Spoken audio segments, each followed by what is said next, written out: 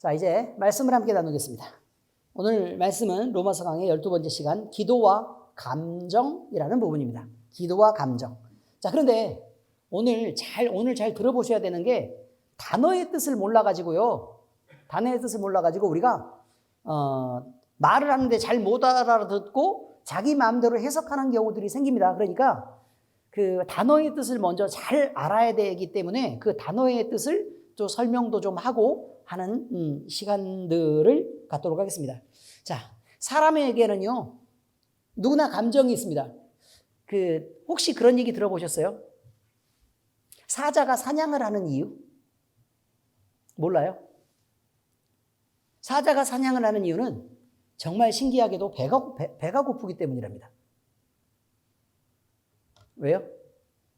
모르셨어요? 다 알고 계셨죠? 배가 고픈 건 본능적인 이유인데요. 근데 배가 고파질 때까지 사자는요, 사냥의 욕구를 그 사이에서 전혀 못 느낀답니다. 욕구를 전혀 못 느껴요. 그러다가 어느 순간에 갑자기 한 사자가 배가 고파서 일어나서 움직이기 시작하면요, 다른 사자들도 그 움직임을 보면서 우리도 함께 배가 고픈데? 라고 느끼고 무리가 같이 움직이기 시작한답니다. 그런데 훈련받은 대로 사자가 팀을 짜서 움직이는 것처럼 보이지만 그렇지 않고 본능적으로 간격을 유지하면서 이렇게 무리를 모아서 뛰게 된답니다. 대충 이해가 되셨습니까? 그러니까 생각을 갖고 작전을 짠 다음에 움직이는 게 아니라 뭐에 따라서 움직인다고요? 본능에 따라서 이렇게 움직이는데 그때 어떤 놈이 중간에 걸리면 가장 약한 놈, 병든 놈, 이런 놈들이 또 늙은 놈, 늙은 분. 자, 이런 게, 나이가 몇인지를 잘 몰라가지고요. 사냥 당하시는 분이 나이가 몇인지 몰라가지고 놈이라고 하기에는 불편해가지고 그렇습니다. 그러니까 어린 놈, 병든 놈, 늙은 분 이렇게 도망을 가다가 잘 못하고 그 다음에 뭐 구덩이에 잠깐 걸려가지고 다리가 삐끗하고 뭐 이렇게 되면 본능적으로 약한 놈을 집중적으로 공략하게 돼 있어서요. 그 놈을 따라서 사자가 다 한꺼번에 무리가 이렇게 움직이게 돼 있답니다. 이게 본능입니다. 그러니까 사람처럼 생각을 하고 계획을 하고 또 그걸 짜서 내가 이것을 갖다가 뒤따라가서 한 번 나는 팬 놈만 계속 팬다. 뭐 이런 개념이 있는 게 아니라 그 말입니다. 아시겠죠? 무슨 말인지? 네, 그래서 동물은 일반적으로 본능에 따라서 움직이고 그 다음에 본능이 딱 닫으면, 그러니까 배가 딱 불러지면 내가 다음에 안 먹을 때를 위해서 더 먹어둬야지 라고 하는 게 없고 그냥 딱 멈추고 끝납니다. 이해가 잘 되시죠? 그래서 강아지도 습관을 들이는 게 중요합니다. 맨날 음식을 적게 주면 있는 것을 허겁지겁 다 먹는 습관이 듭니다. 그런데 음식을 충분히 주고 남기잖아요? 그러면 늘 애가 남깁니다. 그래서 계속해서 파리가 끓고 막 이게 쥐가 와서 먹고 이렇게 해서 더러워지는데, 쥐가 와서 먹어도 앞에서 아무리 쥐가 와서 먹어도 걔가 쥐를 잡지 않습니다. 왜 안 잡아요? 얘가 내 걸 먹는다는 것 말고 얘가 내 앞에서 움직여도 잡아야 될 본능을 느끼지 못하기 때문에 그렇습니다. 신기하죠? 네, 그냥 그렇습니다. 그런데 사람은 그렇지 않습니다. 사람은요, 생각이 있고 인격이 있고, 그래서요 또 계획이 있고 또 마음에서 품은 계획대로 움직이려고 하는 성향이 있죠. 자, 누구에게나 사람은 감정도 있습니다. 그런데 이 감정이라는 것은요, 감정이 뭔 줄 아세요? 감정이라는 걸 알기는 알죠. 근데 감정이 뭐예요? 라고 말하면 감정이 그 감정 있잖아 라고 얘기를 하지 감정을 설명을 못한단 말이에요. 예를 들어 우리가 흔하게 아는 단어 중에 이런 게 있어요. 물이 끓는다. 물이 끓는다. 그럼 물이 끓는 게 뭐예요? 끓는다가 뭐예요? 끓는다. 에? 열이 뭐예요? 열이 100도씨까지 벌써 틀렸어요. 왜냐면 열이 아니고 열이 공급되면 온도가 100도씨까지 올라가는 거예요. 맞죠? 온도가 올라가요. 근데 100도씨라고 다 끓으나요? 네, 100도씨 다 끓는 게 아니에요. 이게 끓는다를 대부분 물이 기화되는 거예요. 막 이렇게 설명한다고요. 근데 호수물도 기화가 돼서 증발이 돼요. 기체가 되어 날아간다고요. 그럼 끓고 있는 거예요? 아니죠. 아니죠. 자, 이거는 끓는다는 말은 뽀고리가 있는 걸 끓는다 그래요. 뽀고리가 있는데, 근데 불 끄면 100도씨라도 끓어요, 안 끓어요? 안 끓죠? 그러니까 열이 계속해서 공급되면 공급되는 열만큼만 내부에서 기화가 돼서 날아가게 되는데, 내부에서 기화가 되는 걸 뭐라고 얘기하냐면 끓는다 그래요. 한마디로 뽀고리가 있으면 끓는 거예요. 애들한테 물어봐도 알아요. 유리그릇에 이렇게 담가놓고 불을 켜면 뽀글뽀글 이렇게 하면 애한테 물어봐요. 이름을 부르면서 유준아 물이 끓는지 한번 봐봐. 그럼 이렇게 보고 나서 안 끓어? 라고 얘기한단 말이죠. 그죠? 근데 뽀고리가 막 올라가. 그러면 엄마 물 끓어 라고 얘기를 할 거 아니냐고. 다 알지만 설명하기가 어려울 거라 이거죠. 그러니까 감정도 마찬가지예요. 감정도. 자, 어쨌든 감정이 있습니다. 좀 이따 설명을 하겠지만 감정이 있습니다. 감정이 그냥 제가 여러 번 말씀드렸지만 감정은 동력이 있습니다. 그죠? 사람을 움직이게 한다 이 말이에요. 감정이 우리의 기도도 감정을 따라 이끌어집니다. 그러므로 감정이 우리 기도를 이끌어서 기도의 내용을 결정하기도 하고 또는 본질을 변화시키기도 합니다. 이 감정을 어떻게 쓰느냐에 따라 그렇다 그 말이에요. 우리는 기도할 때에 인격에 우선하는 성급하고 말초적인 감정의 리드를 벗어나야 됩니다. 그러니까 감정이 이끌어서 그냥 인격이 아니라 그저 얄팍한 감정이 이끌어서 하는 기도들을 배제해야 된다 이 말이에요. 그리고 인격 안에서 충분히 생각하고 판단하여 말씀 위에 선 바른 기도를 드려야 된다는 것입니다. 이런 기도를 드리기 위해서 오늘은 우리의 감정과 그 감정이 동원된 기도를 함께 생각해 볼까 하는 것입니다. 그래서 오늘 제목이 기도와 감정입니다. 자, 첫 번째 성경 말씀의 적용입니다. 인격을 앞서는 감정이 있습니다. 그러니까 인격 앞에 나서서 움직이는 감정이 있다 그 말이에요. 얄팍한 감정들을 얘기하죠. 인격이라는 것은요, 어떤 사람의 정체성을 의미하는 것으로 현재를 살아가는 인간이 현재의 어떤 상황을 만났을 때, 그러니까 지금이에요. 지금 내가 어떤 상황을 만났을 때 내가 무엇을 느끼느냐, 무엇을 생각하느냐, 그리고 무엇을 행동하느냐 이 말이에요. 이것을 일관적으로 어떤 형태와 성향을 갖느냐를 따라서 나타나는 것을 뭐라고 얘기하냐면 그것이 인격이라고 얘기합니다. 시간이 변해도 그 사람 자체로서 유지되는 통일성을 말한다. 다시 말해서 일관되게 그런 상황이 발생하면 여전히 그 사람은 그렇게 행동하는 것을 인격이라고 얘기한다 그 말이에요. 그러니까 예를 들어 다른 사람 시장에 갔어요. 근데 장사하는 사람한테 내가 돈을 들고 있으니까 막말을 하고 함부로 행동하는 사람이 있어요. 옷을 사러 갔어요. 내가 돈이 많다 그래서 그 사람에게 가서 갑질을 하고 막 이렇게 큰 소리를 치고 하는 사람이 있죠.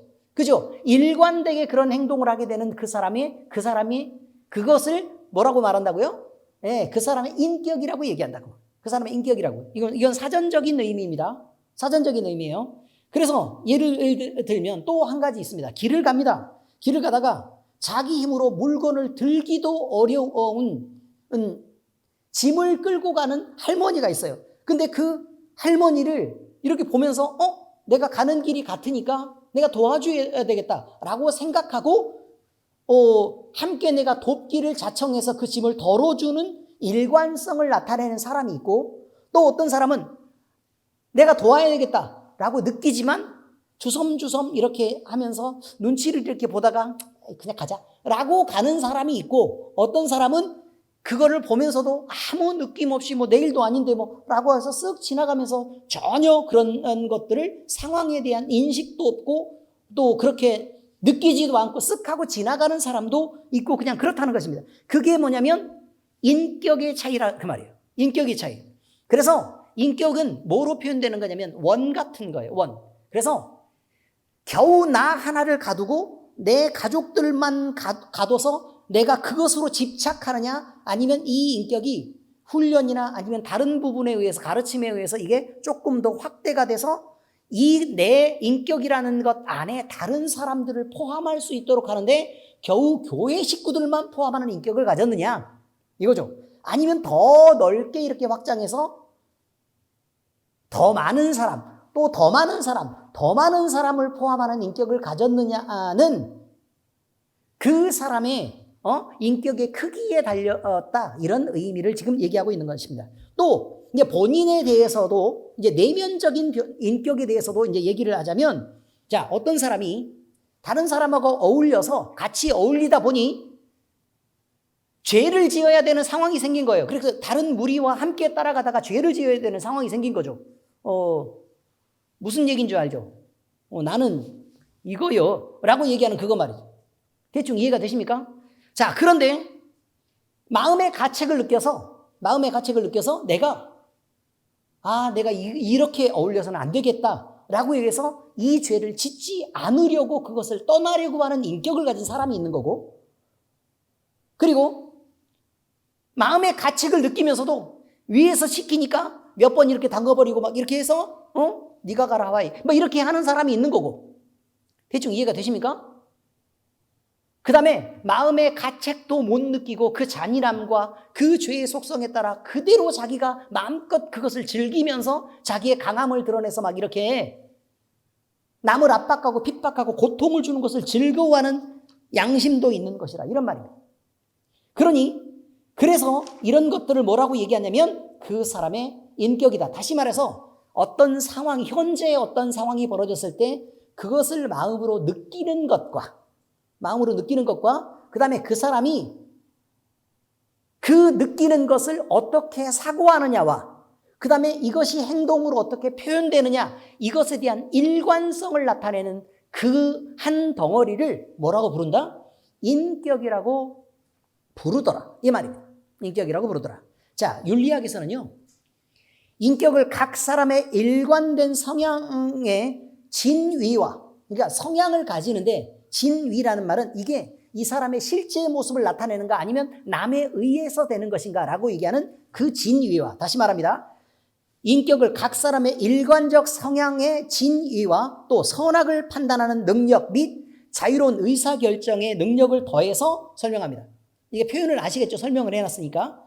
관념론을 중심으로 인간의 이성을 연구했던 칸트라는 철학자가 있습니다. 제가 자주 사용하는 예 중에 칸트가 자주 등장하는 이유는, 칸트는 인간의 이성을 연구했던 사람이기 때문에 그렇습니다. 인간의 이성. 사람이란 무엇을 생각할 수 있느냐, 합리적인 범위 안에서 사람의 사고의 범위는 어느 정도 되느냐, 사람이 생각할 때 과연 이 범위의 폭은 어디까지를 사람이 가지는 능력이라고 말할 수 있느냐, 그러면 그 어떤 사람이라도 이것을 넘을 수 없는 범위를 그럼 뭐라고 얘기하느냐, 이런 것들에 대해서 고민했던 사람이 칸트입니다. 칸트는 인간이 이성을 지니고 있기 때문에 동물과 다르다고 표현했습니다. 그래서 그들과 구별되는 특징이 있는데 그것은 내가 생각이 있는 거다라고 표현했던 거죠. 그래서 일부러 사자와 사냥 얘기를 한 것입니다. 이해가 잘 되시나요? 네, 그렇습니다. 자, 그래서 칸트는 인간은 이성을 지니고 있으므로 동물과는 다르다. 그리고 그들과 구별되는 특징이 뭐가 있다요? 나 스스로 생각할 수 있는 특징이 있다. 이것을 인격이라고 말한다. 여기에서 인격이 나오는 거다라고 얘기했다 그 말이에요. 자, 교부 철학자인 토마스 아퀴나스가 있습니다. 자, 그런데 이 토마스 아퀴나스는 교부 철학이기 때문에 교부란 말은 이런 거죠. 선생님. 아시겠어요? 선생님. 그러니까 결국 가르치려고 했겠죠. 그죠? 가르치려고 했는데, 그런데 뭘 중심으로 이거 교부 철학이 있는 거냐면 성경을 중심으로, 신학을 중심으로 된 것이 교부 철학입니다. 그러므로 여기서 연구했던 건 당연히 하나님이겠죠. 그래서 성령이 계시고 또 하나님도 감정이 있고 의지가 있고 계획이 있으신 하나님이시구나. 그래서 이 하나님의 신격을 같이 연구하다 보니 이성적 성질을 가진, 다시 말해서 하나님으로부터 하나님의 그 생명을 이어받았죠. 그죠? 하나님이 생기를 불어넣어서 인간이 됐기 때문에 하나님의 특성 중 어떤 일부를 갖고 있는, 그것을 모방하고 있는 사람은 당연히 불가분의 실체로서, 하나님과 떨어질 수 없는 실체로서 인간에게는 사람의 격이 있다라고 표현한 것입니다. 사람의 인격이 있다라고 합니다. 그것을 신학적으로 체계화했던 사람이 토마스 아퀴나스였다, 이런 말이죠. 이처럼 인간은 그 사람이 누구인가, 무엇을 느끼고 무엇을 생각하며 어떤 행동을 하는가 라는 그 각각이 각각 다른 사람으로서의 각각, 다시 말해서 그 사람이 누구인지를 나타내는 것을 정의하는 것을 뭐라고 얘기하냐면 인격이라고 얘기합니다. 그러니까 인격적으로 대해라 라고 얘기하는 말은 무슨 말이겠어요? 사람마다 각각의 가치가 있으니까 그것을 존중해라 라는 의미로 쓰이는 것입니다. 그런데 인격을 가진 각각의 사람들을 보면서 우리는요, 어떤 사람은 가치 있다고 느끼고 어떤 사람은 저런 인격을 가진 사람은 우리 사회에서 함께 존재할 필요가 없어라고 느끼기도 하겠죠. 제가 설명하는 그대로 얘기를 하자면. 어떤 의미인지 아시겠습니까? 그렇습니다. 교회 안에서도요, 이 사람은 가치 있는 사람이야 또는 이 사람은 가치가 없는 사람이야 라고 우리는 본질적으로 본질이 아니고 본능적으로 감각하게 되고 그것을 느끼게 된다는 것입니다. 그러므로 우리는 우리가 어떤 사람인지를 우리의 생각하는 것에서 또 우리의 말에서 우리의 행동하는 것에서 모든 사람이 함께 느끼고 공유하게 된다는 사실을 잊으면 안 됩니다. 자, 그래서 그 어렵고 무거운 인격이란 단어가 있는데 그 어렵고 무거운 인격이란 단어 말고도 우리가 가볍게 사용하는 그 사람의 인간성은 이래 라는 거, 그 사람의 성격은 그렇더라 라고 말하는 거, 사람 됨됨이가 좀 그래 라는 말은 모두 다 인격을 표현하고 있는 다른 의미의 단어다 라는 것을 얘기하는 것입니다. 자, 여러분, 각 사람이 가진 인격이라는 것은요, 지정의, 다시 말하면 세 가지 심적 요인인 마음에서 느끼는 지성과 그 다음에 감정과 의지로 아울러 나타납니다. 자, 그러면 여기서 지성이라는 것은 무엇이냐? 우리의 감각기관, 다시 말해서 우리가 만지면서 느끼는 것. 알죠? 만지면서 느끼는 것. 그러니까 예를 들어 허영애 집사가 유준이가 이렇게 있는 거예요. 유준이가 있는데 유준이를 이렇게 볼을 이렇게 만지면서 느끼는 감정이라는 게 있잖아요. 그죠? 거기서 오는 감정들이 있어요. 그러니까 만지면서 느끼는 것, 그 다음에 듣고 느끼는 것, 보고 느끼는 것, 이런 모든 감각기관을 통해서 오는 것들이 있을 거 아닙니까? 그죠? 자, 이 감각기관을 통해 들어온 자극을 인식해서 내가 생각하게 된다 그 말이에요. 이걸 지각한다고 얘기해요. 지각한 것을 정리해서 통일하여 생각하는 정신작용을 의미하는 것, 이것을 지성이라고 얘기합니다. 다시 말해서 내가 감각한 것을 이거구나 라고 정리해 놓는 것, 이것을 뭐라고 얘기한다고요? 지성이라고 얘기하죠. 그래서 지성은 들어오는 것을 느끼고 생각하는 것, 들어오는 것이 무엇이다 라고 생각하는 것을 지성이다 라고 얘기한다 이 말이죠. 그래서 인간은 예상치 못한 어떤 사고가 발생했을 때는요, 내가 예상하지 못해요. 그러면 그것을 인식하는 데까지 시간이 좀 필요하겠죠. 인식하는 데까지 시간이 필요하니까 갑자기 어떤 사고를 당하면 아무것도 못하고 그냥 발만 동동동동 구르면서 어쩔 줄 몰라 하는 것은 지성이 마비되기 때문에 그렇습니다. 그러니까 체계화되고 훈련되지 않은 지성을 갖고 있기 때문에 그래서 어쩔 수 없다. 그런데 사람이 마음이 담대해지면 이런 것들을 모든 것들을 놓고 릴렉스 이렇게 하는 거죠. 그 다음에 내가 지금 어떤 상황이야? 그럼 내가 지금 할 수 있는 건 뭐야? 이런 것들을 생각하게 되는 거죠. 의미를 아시겠어요? 이런 걸 뭐라고 얘기한다고요? 지성입니다. 맹목적이거나 본능적으로 반응하지 않고 생각해서 상황에 대처하고 문제를 해결하는 것, 이것을 뭐라고 얘기한다고요? 지성이라고 얘기합니다. 대충 지성은 아셨죠? 네, 그렇습니다. 자, 의지는 뭐냐 그러면? 의지는 목적을 향해 다가가려고 하는 마음입니다. 목적을 향해 다가가려고 하는 마음. 그래서 인간은 의지가 없으면 목적의 방향이 없어서 행동할 수가 없습니다. 다시 말해서 의지는 방향과 크기라는 게 존재합니다. 물론 현재 출발점은 어디예요? 지금 현재 나로부터, 그러니까 출발점이 여기로부터 시작해서 어느 방향을 향해 얼마만큼의 열심으로 나아갈 것인가, 얼마만큼의 세기로 나아갈 것인가. 그래서 의지죠. 그래서 의지는 어쨌든 물리학적인 벡터와 같습니다. 벡터는 이런 게 있죠. 작용점, 그 다음에 크기와 방향, 요 세 가지가 벡터의 3요소인데 어쨌든 이건 힘이라는 건 지금 현재 여기에 위치해서 내가 누구의 방향으로 얼마만큼의 크기로 나아갈 것인가 라는 것을 뭐라고 얘기한다고요? 의지라고 얘기한다 그 말이에요. 그래서 의지는 두 가지가 중요해요. 지금 현재 나는 여기 있는 거고 내가 어느 방향으로 나아갈 것인가, 얼마만큼의 크기로, 얼마만큼의 힘으로, 얼마만큼의 열심으로 나아갈 것인가 라는 이 두 가지가 굉장히 중요하다 이 말이에요. 그래서 그러면 어느 방향을 결정하는 것은 누구여야 돼요? 나죠. 그 다음에 얼마만큼의 크기로 나아갈 것인가 라고 해서 열심을 동원하는 것도 누구예요? 나죠. 그러므로 의지는요, 자기의 책임이 따르는 거예요. 하나님이 우리에게 주신 것들 중에 자유의지라는 게 있죠. 자유의지 있죠. 하나님을 선택할 수도 있고 하나님의 반대편을 선택할 수도 있어요. 그렇죠. 그러니까 사탄을 선택하고 세상과 나를 선택할 수 있다 이 말이에요. 그러니까 그러면 그 방향을 선택하는 건 누구라고요? 자유의지니까 나예요.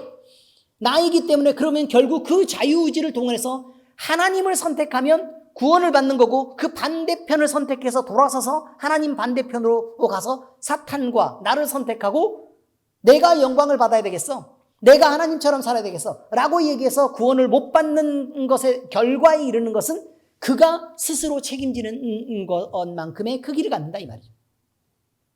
그래서 거기에 합당한 무게가 있고 거기에 합당한 책임이 있다는 것이 중요합니다. 의지는 이해되셨죠? 그래서 우리의 자유의지를 동원해서 우리가 예수님을 믿고 선택하는 것, 이것이 엄청 중요한 거다라는 것을 알아야 됩니다. 그 다음에 우리가 사탄의 편을 들으냐 성령의 편을 들으냐 라는 것을 선택하는 것, 다 누구의 의지라고요? 내 의지입니다. 그런데 내가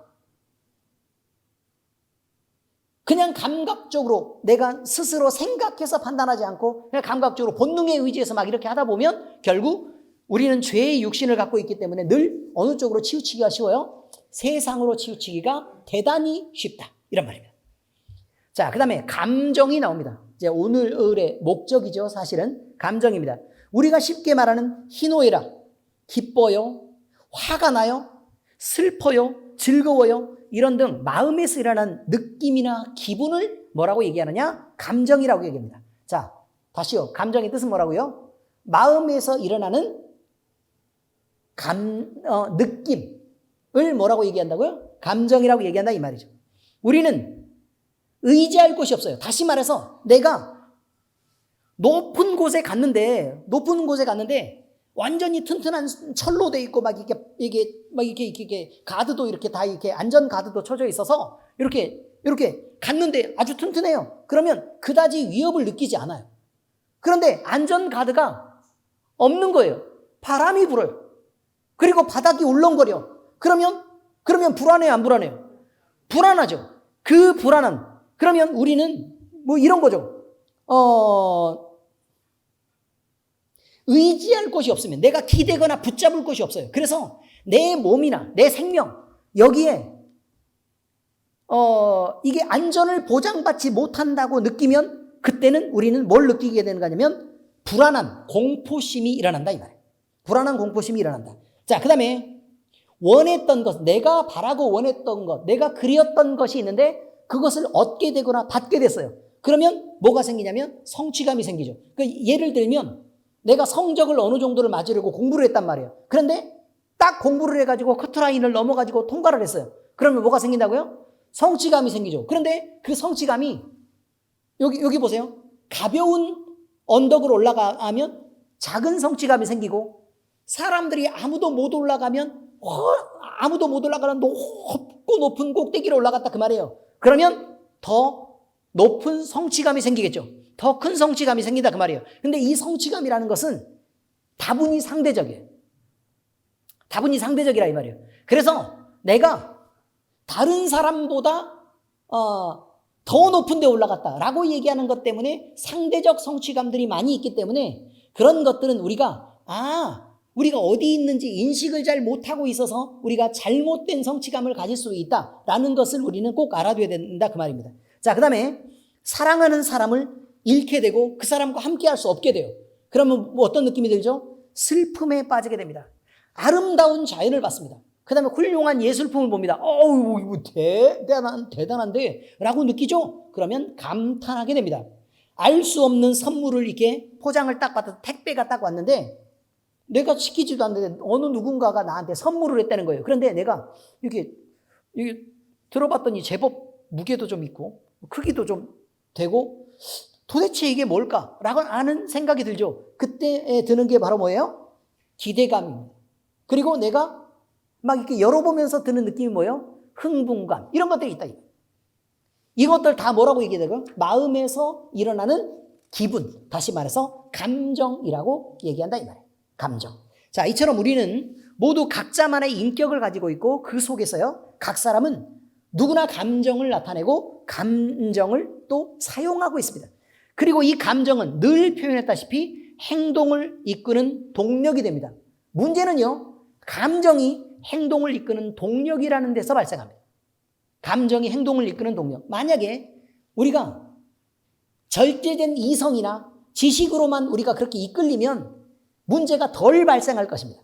그런데 감정은 마음이 느끼는 기분이라고 얘기했잖아요. 근데 그것에 따라서 좀 달라진다 그 말이에요. 그런데 이 감정이 우리를 이끌고 있기 때문에 문제가 발생한다는 거죠. 동력이 되는 감정이 우리의 인격이라는 필터를 거쳐서 행동하게 되면 완벽하지는 않더라도 실수가 당연히 줄어들 것입니다. 그런데요, 문제는 감정이 모두 우리 마음대로 쉽게 컨트롤되지 않고 인격이라는 필터를 거치고, 다시 말해서 머리에 생각하고 판단하기 이전에 먼저 감정이 움직인다는 데 문제가 생깁니다.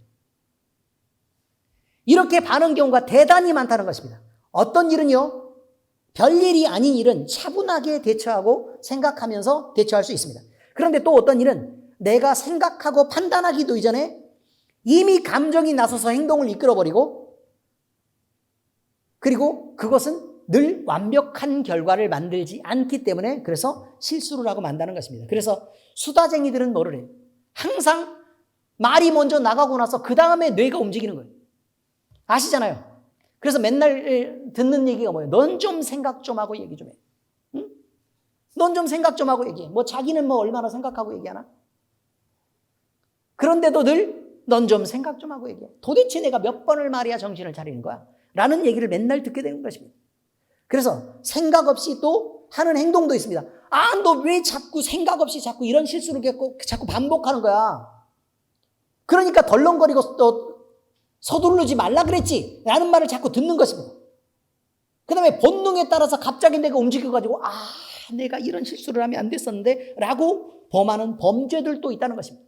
어떻습니까? 감정이 먼저 이끌기 때문에 하는 실수들입니다. 그러므로 우리의 삶을 움직이는 동력을 가진 감정이 우리의 인격에 앞서서 생각이라는 필터를 거치지 않고 반응하면 문제가 생길 수 있는 요지가 다분하다는 것입니다. 이처럼 인격 안에서도 단속이 가능한 감정도 있지만 인격을 앞서는 감정도 있다는 것이죠. 다시 말하면 착한 사람도 화를 낼 수 있다는 것입니다. 늘 어떤 상황에서 늘 다른 사람에게 넓은 마음을 갖고 있고 그 다음에 다른 사람을 늘 용납하는 사람도 어느 순간에 보면 갑자기 화를 낼 수 있다는 것입니다. 근데 갑자기 그렇다는 거예요. 특히 남자들이 욱하는 성질이 많죠. 뭐 여자들이 욱하지 않는다는 것은 아니니까 뭐 그렇게까지 좋아하실 일은 아니죠. 그리고 신중한 사람도 실수할 수 있습니다. 갑자기 누구나 감정에 앞서 상황에 맞지 않는 어이없는 행동을 그 사람이 이런 일을 했단 말이야 라고 하는 행동들을 우리는 자연스럽게 아무렇지도 않게 누구나 할 수 있다는 것입니다. 자, 그런데요, 신앙생활에서도 마찬가지입니다. 우리가 기도할 때도 인격을 앞서는 감정이 이끄는 기도들이 있습니다. 상황이 너무 어렵고 급해요. 그래서 내가 지금 당장 내가 해결해야 될 일이 있는데 내가 생각할 때는 지금 큰일이 난 것 같은 거예요. 그러면 하나님 앞에 하나님의 뜻이 뭔지를 생각 안 하고 무조건 기도하기 시작합니다. 내가 원하는 것이 너무 간절하면 하나님과 그럼 성경 안에서 나에게 무엇을 말하고 있는가? 이런 어려운 상황들 속에서 하나님은 나에게 무엇을 느끼고 생각하라고 얘기하는가? 이런 건 전혀 상관이 없이 그저 하나님도 바빠요. 큰일 났어요, 하나님.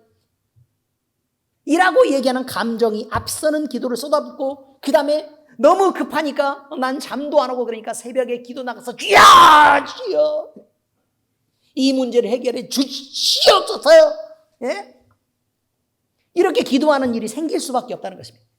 그래서 이렇게 감정을 쏟아붓고 드리는 열심 있는 기도를 드리는 것, 이것이 여러분 모두 다 인격의 필터나 아니면 성경 안에서 충분히 하나님과 나의 관계, 하나님은 무엇을 원하는지를 생각하지 않고도 얼마든지 그것이 가능하다는 게 기도를 하는 사람의 문제가 되었다는 것이죠. 이런 기도를 드리면서도 사람들은 돈과 정성, 충분한 봉사를 드렸으니, 다시 말하면 내가 이 문제 해결을 위해 하나님 앞에 헌금도 내가 많이 했고, 그 다음에 봉사도 교회 와가지고 막 청소부터 시작해서 안 하던 짓은 막 유리창도 먼저 닦아버리고 바닥을 밀고 없는 구석구석 가서 거미줄 다 걷고 상 닦고 어디 할 거 없나 이렇게 물도 떠다 놓고 막 이렇게 다 했다 이 말이에요. 그리고 하나님 앞에 주여 내가 주님 앞에 이것도 하고 저것도 하고 다 했어요. 이렇게.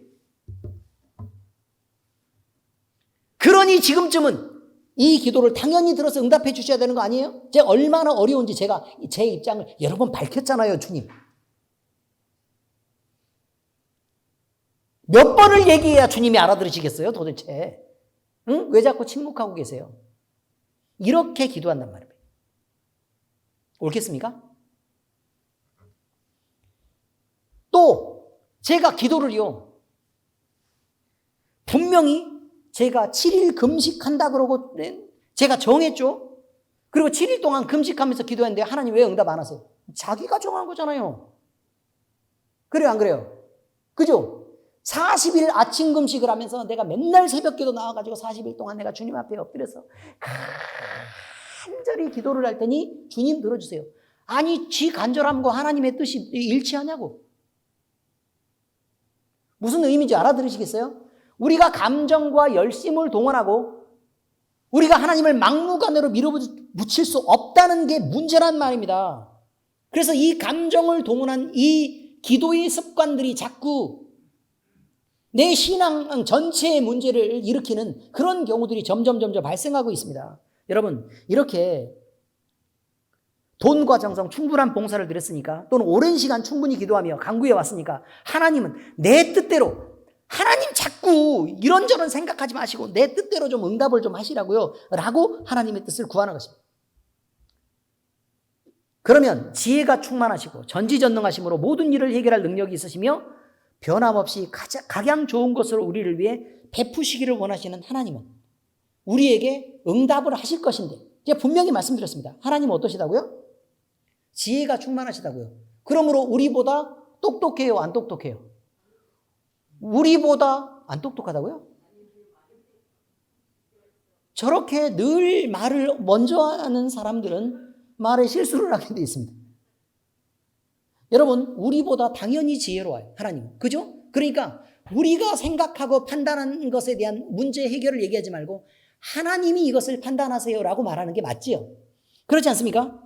그죠? 그 다음에 지혜가 충만하신 것 다음으로 또 전지전능하세요. 하나님이 이 문제를 해결할 수 있느냐 없느냐도 중요한 거예요. 하나님이 느꼈는데 해결할 능력이 없어. 그래서 참 안 됐다. 그래, 알아서 잘해라. 그냥 그러고 말면 어떡해? 이해가 되십니까? 근데 하나님은 그런 분이 아니라 그 말이에요. 전지전능하시기 때문에 모든 게 다 가능해요. 그러니까 우리가 기도하면 그래, 내가 해주지 뭐. 이렇게 하시는 분이라 이 말이에요. 이해가 되셨죠? 그렇습니다. 문제를 해결할 능력이 있습니다. 그 다음에 변함없이, 이게 대단히 중요해요. 하나님의 일관된 속성이에요. 하나님은 태초부터 시작해서 영원까지 하나님은 동일한 사고를 갖고 계세요. 그러니까 변함이 없다고. 그 변함이 없이 각양 좋은 것으로 우리를 위해 베푸시기를 원해요. 다시 말해서 우리에게는 늘 좋은 대답을 하고 좋은 것을 베풀어 주시려고 하나님은 늘 생각하고 계시는 하나님이라 이 말이에요. 그렇기 때문에 만약에 하나님이 우리한테 전혀 관심이 없다. 그래서 하나님은 자, 보세요.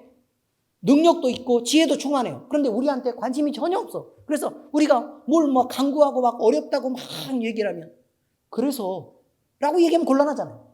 그죠? 그런데 우리를 향해서는 늘 사랑하시고 좋은 것으로 베풀어 주시기를 늘 하나님은 원하시고 관심이 엄청 많으시다 이 말이에요. 자, 그런데 생각해 보세요. 우리를 위해 관심도 엄청 많고 좋은 것을 늘 베풀어 주고 싶어하는 그 하나님이 지혜롭고 능력도 있습니다. 그럼 누구한테 의지해야 돼요? 하나님께 의지해야 되는데 자기가 자기 고집을 갖고 하나님 그러니까 좀 말 좀 하지 마시고 제 말을 좀 들어보세요. 내 생각은 이렇거든요. 그러니까 빨리 이것 좀 해주세요. 라고 얘기하는 것 자체가 문제라는 거예요. 의미를 이해하십니까? 그거 자체가 문제라는 거죠. 그러므로 우리는 하나님을 믿어야만 하는 거예요. 그래서 하나님 앞에 기도로 나아가는 자는 그가 감정을 앞세운 간절함으로 그를 설득할 수 없다는 걸 알고 있어야 돼요. 그래서 감정을 앞세워서 무조건 감정과 열심을 앞세워가지고 하나님을 압박하는 것으로는 하나님이 그렇게 넘어가시는 분이 아니라는 것을 우리는 잊지 말아야 된다. 그래서 우리가 기도할 때에도 우리의 인격을 앞서는 성급한 감정으로 하나님 앞에 덤벼든 기도를 하는 사람들이 충분히 있을 수 있다. 그리고 제가 볼 때는 이 시대의 기독교인들은 대부분은 그러고 있는 것 같습니다. 조심해야 되죠. 자, 두 번째, 성경과 인격으로 분별하고 성령이 이끄시는 감동으로 간구를 해야 되는 것. 이것이 기도입니다. 자, 기도의 응답은요, 하나님의 뜻이 이루어지는 방향이라는 것이 맞습니다. 왜냐하면 하나님은 우리 때문에 전체를 뒤집을 필요가 없거든요. 우리를 바꾸면 돼요. 이해가 되셨죠? 우리를 바꾸면 돼요. 그러니까 각자의 요구를 이것 듣고 저것 듣고 막 이렇게 들어주다 보면 세상이면 난리가 나겠죠. 그죠? 하나님은 일관되게 큰 시간의 흐름을 통해 우리를 끌고 가시는 거라 이 말이에요. 그러므로 우리는 우리의 모든 간구를 하나님의 의와 그의 뜻이 이루어지도록 그렇게 간구를 해야 된다는 것입니다. 성경에서는요, 모든 일에 기도하라고 말씀하셨습니다. 그리고 너희 구할 것을 감사함으로 하나님께 아뢰라. 그러면 모든 지각에 뛰어난 하나님의 평강이 그리스도 예수 안에서 너희 마음과 생각을 지키시리라. 자, 잘 보세요. 빌립보서 4장 6절에서 7절 아무것도 염려하지 말아라. 이렇게 나와 있죠? 아무것도 염려하지 말아라. 그리고 그 다음 뭐라고 되어 있어요? 다만 모든 일에 기도와 간구로 너희 구할 것을 감사함으로 하나님께 아뢰라. 이렇게 얘기했죠. 우리가 구할 것을 감사함으로 하나님께 아뢰면 돼요. 그러면 하나님이 너희가 아뢰는 걸 다 들어준다고 나와 있어요? 그 다음 보세요. 그리하면, 자, 그러면 아뢰고 나면 어떻게 돼요? 모든 지각에 뛰어난 하나님의 평강이 그리스도 예수 안에서 너희 마음과 생각을 지키시리라. 마음도 지키고 생각도 지킨다 그랬지 그냥 그대로 들어준다는 얘기가 없어요. 근데 그 앞에 뭐가 나왔어요? 모든 지각에 뛰어난 하나님의 평강. 무슨 말이냐면 하나님이 지혜로우심으로, 이런 뜻이에요. 하나님이 지혜로우심으로. 그러면 누구의 생각대로 하나님이 응답하신다. 하나님이 판단하시고 하나님이 응답하실 거다. 그런 말이에요. 그런데 우리의 마음은 어떻게 된다? 평안하게 된다. 이런 말이죠. 기도를 하면서 무조건 우리의 요구를 할 것이 아니라 하나님, 제가 이러이런 상황이 있는데 주님의 뜻은 어디에 있습니까? 제가 이걸 통해서 무엇을 배워야 되겠습니까? 아니면 제가 어떤 잘못 때문에 이런 일이 벌어졌다면 혹시 하나님 저에게 그 죄의 부분을 깨닫게 해주시면 제가 고쳐내겠습니다. 대신 하나님이 이 복잡한 문제들이 하나님의 뜻대로 해결되게 해주십시오. 이렇게 하는 게 맞습니다. 기도할 때는. 자, 이것은 모든 일을 행할 때 기도로 분별해야 된다는 것입니다. 이 일이 하나님의 의와 영광을 이루어가는 일인지 아니면 내 자신의 욕심을 따라서 사람의 영광을 드러내기 위해 바벨탑을 쌓는 일인지를 기도하면서 분별해야 된다는 것입니다.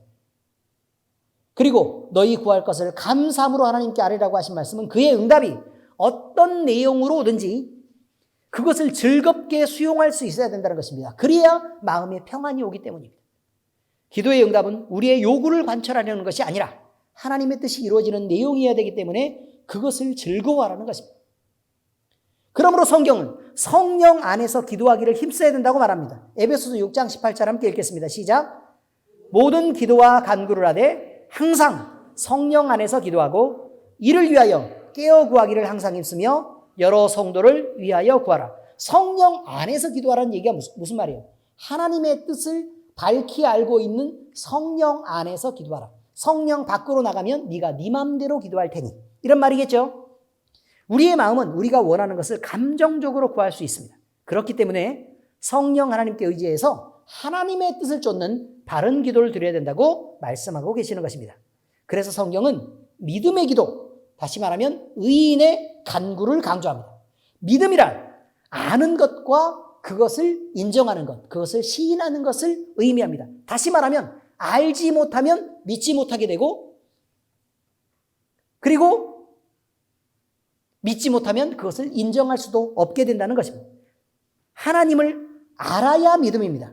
그리고 알게 된 그를 시인하는 것이 믿음인 것입니다. 다시 말하면 믿음의 기도는 하나님을 알고 그분의 뜻 안에서 그의 뜻이 이루어지도록 드리는 기도를 믿음의 기도. 다시 말하면 하나님을 아는 것과 그를 시인하는 것에 대한 기도다 이 말이에요. 믿음의 기도. 그렇게 말한다는 거죠. 그래서 자기가 구한 것이 이루어질 줄로 나는 그렇게 저는 믿을 거예요. 저는 그렇게 생각할 거예요. 제 감정이 그냥 그렇게 돼요. 라고 하는 것을 믿음의 기도라고 말하는 게 아니다 이 말이에요. 그러므로 의인의 간구 역시 하나님을 믿는 자의 기도이므로 하나님을 아는 자가 하나님의 뜻이 이루어지도록 구하는 기도를 의미한다는 것입니다. 그래서 의인의 기도는 역사하는 힘이 크다라고 말하는 것입니다. 자, 야고보서 5장 13절에서 16절 찾으셨죠? 같이 읽겠습니다. 시작. 너희 중에 고난당하는 자가 있느냐? 그는 기도할 것이요. 즐거워하는 자가 있느냐? 그는 찬송할지니라. 너희 중에 병든 자가 있느냐? 그는 교회의 장로들을 청할 것이요. 그들은 주의 이름으로 기름을 바르며 그를 위하여 기도할지니라. 믿음의 기도는 병든 자를 구원하리니 주께서 그를 일으키시리라. 혹시 죄를 범하였을지라도 사하심을 받으리라. 그러므로 너희 죄를 서로 고백하며 병 낫기를 위하여 서로 기도하라. 의인의 강구는 역사는 이미 크민이라. 자, 여러분 여기에 병든 자를 위한 기도가 있다고 말합니다. 그러면 그때는 어떻게 기도해야 옳겠습니까? 우리가 지금 배운 기도대로라면 하나님이 이 병자를 고쳐주십시오 라고 하는 것을 믿음의 기도라고 말하지 않는다 이 말이에요. 그러니 병이 걸렸으면 무조건 하나님 고쳐주십시오 라고 얘기하는 게 믿음의 기도가 아니죠. 믿음이란 뭐라고요? 하나님을 아는 것과 그가 고칠 것을 인정하는 것입니다. 그를 아는 것과 그가 고칠 것을 인정하는 것. 그러면 우리가 내 느낌에 하나님이 완전히 고쳐줄 것 같아. 이것을 믿음이라고 얘기하지 않는다 이 말이에요. 그건 믿음이 아니다. 세상에서 사용하는 단어인 그 믿음, 난 널 믿어 라고 얘기한 그런 믿음이나 그런 신뢰하고는 다른 개념이란 말이에요. 성경이 말하는 믿음은 하나님을 알지요. 어떤 하나님을 알죠? 하나님은 전지전능하신 하나님, 병을 고치실 능력이 있다는 걸 제가 알지요. 그 다음은 어떻게 한다고요? 하나님의 뜻이 여기에 임하시면 당연히 하나님이 이 병자를 고치실 수 있다는 것을 제가 인정하지요 라는 것으로 끝나는 거예요. 그러고 나면 하나님이 역사하실 이 순간에 하나님의 판단대로 역사하시고 아니면 이 사람을 더 나중에 고쳐야 되겠다. 얘는 조금 더 있다 고쳐야 되는 상황이야. 그럼 더 있다 고치실 거고 아니면 안 고칠 거야. 그러면 안 고치는 거예요. 이해가 잘 되십니까? 바로 이것입니다. 그래서 우리의 기도가 뭐여야 되느냐? 하나님, 이 병자가 고쳐지시는 것이 하나님의 뜻입니까? 라는 것을 묻고 두 번째, 그리고 그때가 지금입니까? 라고 묻고 그렇다면 이제 주 예수 그리스도의 이름으로 이 병자가 나아서 회복되기를 우리는 선포합니다. 이것입니다. 이 병자를 고쳐주십시오. 이렇게 기도하는 것이 그 앞쪽에 더 긴 기도의 내용이 있어야 한다는 것입니다. 이것이 믿음의 기도입니다. 이제 이해가 되셨죠? 감정을 동원해서 그저 우리가 설레발치고 나서고 날뛴다고 해서 병자가 치유되는 것이 아니란 말입니다. 하나님에 대한 깊은 신뢰와 그를 의지하고 인정하는 것이 있어야 믿음의 기도라고 얘기하는 것입니다. 성경 말씀 적용입니다. 우리는 감정으로 호소하는 기도와 감정이 동원된 기도를 구분해야 됩니다. 우리는 우리가 지금 드리는 기도가 어떤 기도인지를 분별해야 됩니다. 이것을 분별하는 그 구분점은 아주 명확하게 확실합니다. 그것은 성경에서 말하는 하나님을 알고 그 뜻을 섬기기 위해서, 다시 말해서 믿음으로 드리는 기도인가 아닌가입니다. 다시 강조하지만 하나님을 아는 것이 먼저입니다. 하나님을 모르는 것, 그러면 믿음의 기도가 아니라는 것입니다. 하나님을 모르면, 그러니까 우리가 기도를 드리기 전에 뭐부터 해야 되죠? 성경을 읽어야 돼요. 하나님을 가르쳐달라고 하나님 앞에 간구하면서 매달려야 돼요. 설교를 들어야 돼요. 그러면서 하나님을 배우고 또 하나님을 느껴야 된다는 것입니다. 그래서 하나님을 알아야 돼요. 알아야 기도하죠. 알아야. 모르는데 어떻게 그를 알 수 있겠습니까? 믿음의 첫 번째 단계도 안 되는 거죠. 자, 그래서요. 우리 조상들이 예전에 미신을 섬기던 때에 드렸던 그런 기도들이 있다는 것입니다. 그런 기도들이 있었어요. 어떤 기도들이 주로 있죠? 우리 가정 평안하게 해주세요. 우리 가정 건강하게 해주세요. 우리 사업이 번창하게 해주세요. 이렇게 간구하면서 드리던 기도를 지금도 반복하고 있다면 여러분은 우상을 섬기는 그 내용 그대로 하나님이라는 이름을 붙여서 그를 섬기고 그에게 그런 기도를 하고 있었다는 것 외에는 아무것도 아닌 것입니다. 여러분, 하나님은요, 이미 우리에게 가정에 그렇다 그래서 우리가 그 기도가 하면 안 된다는 얘기를 말하고 있는 것은 아니에요. 하나님은 우리 성도들이, 하나님의 자녀들이 건강해야 될 줄 이미 알고 계세요. 밥 먹고 살아야 되는 건 알아요. 우리가 행복하게 지내야 되는 것도 안단 말이에요. 가정이 그래서 평안해야 된다는 것도 알아요. 사업이 변창해서 하나님의 사업에 그들이 쓰여야 된다는 것도 알고 있다고요. 그런데 맨날 그것만 붙잡고 기도하는 거죠. 그러면 그거 안 된다고 얘기하는 것입니다. 우리는 그것을 위해 하나님께 기도의 시간을 바치며 매달리는 것, 이런 것을 하나님이 원하는 게 아니에요. 하나님은 이것을 미리 알고 계시기 때문에 우리가 울며 불며 그것만을 위해서, 아주 기초적인 그것만을 위해서 매달리지 않아도 그것을 이미 우리에게 베풀 준비가 다 돼 있다는 것입니다. 그러므로 성도들이 구할 것은요, 이런 것을 무엇을 먹을까, 무엇을 마실까, 무엇을 입을까를 위해서 기도하는 것, 그것을 뛰어넘는 그 이상의 것이어야 된다고 말하고 있는 것입니다. 그것만 위해서 기도하고 있으면 어떡하냐 그 말이에요. 자, 이것이 그러면 무엇을 구하라고 얘기하는가? 뛰어넘는 그것은 하나님의 나라와 그의 의입니다. 예수님이 말씀하십니다. 마태복음 6장 31절에 33절 함께 읽겠습니다. 시작. 그러므로 염려하여 이르기를 무엇을 먹을까, 무엇을 마실까, 무엇을 입을까 하지 말라. 이는 다 하나님을 모르는 자들이 구하는 것이라.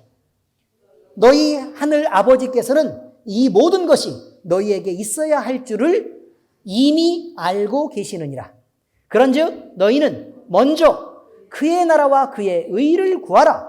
그리하면 이 모든 것을 너희에게 더하시리라. 그러니까 하나님의 나라와 하나님의 의를 열심히 구한단 말이에요. 하나님을 알게 해주세요. 하나님의 나라가 임하게 해주세요. 하나님의 평안이 우리에게 있게 해주세요. 주의 복음이 전달되게 해주세요. 우리를 주의 일에 사용해 주세요. 하나님, 우리를 건강하게 하시되 주를 향한 봉사를 끊이지 않게 해주세요. 하나님, 우리로 기도하게 하세요. 우리로 찬양하게 해주세요. 우리의 입술이 늘 높으신 하나님을 경배하게 해주세요. 우리가 말에 실수하지 않게 해서요, 죄에서 떠나게 해주세요. 이런 기도를 드려야 된단 말이에요. 자, 먼저 이런 기도를 다 하고 나서, 그리고 나서 뭐 하면 돼요? 그리고 하나님, 우리가 성도로 살기 위해서 먹을 것, 입을 것, 쓸 것들이 필요한 거 아시죠? 주님이 이런 것들도 함께 채워주세요. 라고 기도하면 그게 끝이에요. 이해가 잘 되십니까? 이렇게 기도해야지. 맨날 엎드리자마자 주여, 우리가 원하는 것이 이것인데. 1번. 잘 못 드실 수도 있으니까 펜을 좀 준비하시고, 종이하고 펜을 준비하시고 좀 적어주셨으면 좋겠는데, 하나님이. 잘 들으셨죠? 1번. 돈을 벌게 해주세요. 들으셨죠? 2번. 건강을 주세요. 3번. 성공하게 해주세요. 1번이 뭐라고요? 2번이 뭐라고요? 3번이 뭐라고요? 여러분 그렇게 안 하는 것 같죠? 안 그래요. 새벽 기도 시켜보잖아요. 그럼 오늘 한 기도를 내일 반복하고 있어요. 또 그 다음날도 반복하고 있어요. 그 다음날 반복하고 있어요. 이게 무슨 말이에요? 어제 제가 말씀을 드렸잖아요. 그러니까 적으시라니까. 안 적고 자꾸 잊으시니까 제가 오늘 또 하는 거잖아요. 라고 얘기하는 것 마찬가지예요, 여러분.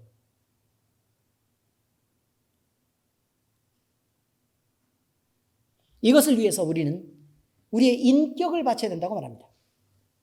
그것이 우리 안에 가득하게 될 때 우리의 감각도 하나님을 느끼는 쪽으로 쓰이게 되고, 우리의 생각도 하나님을 생각하게 되고, 우리의 의지도 하나님을 향해서 방향을 잡게 되고, 우리의 열심과 우리의 행동도 하나님을 알아가고 그를 향해 나가는 방향으로 열심을 내게 될 것이라 그런 말입니다. 그래서 우리는 성령이 인도하시는 온 인격이 동원된 기도를 드릴 수 있게 되며 그런 기도를 드리는 자가 복음을 위해 헌신할 수도 있게 되는 것입니다. 그러므로 우리는 반드시 감정으로 호소하는 기도와 감정으로 동원된 기도를 구분해야 될 것입니다. 감정으로 호소하는 기도는 그저 인격이 동원되지 않은 하나님을 몰라도 그저 쏟아부을 수 있는 그런 것들을 의미하는 거고, 감정이 동원된 기도는 우리가 하나님을 충분히 느끼고 하나님의 의와 하나님의 뜻을 함께 섬기면서 우리의 열심을 다하는 것, 다시 말해서 우리의 인격적 감정을 동원해서 그 동력을 온통 하나님을 향해 쏟아붓는 그런 기도를 드리는 것, 이게 감정이 동원된 기도라고 말합니다. 구분돼야 됩니다. 의인의 간구는 역사하는 힘이 큽니다. 잘 들으셔야 돼요. 의인은 믿음을 가진 자를 말하고, 믿음이란 그를 아는 것과 그것을 시인하는 것을 말해요.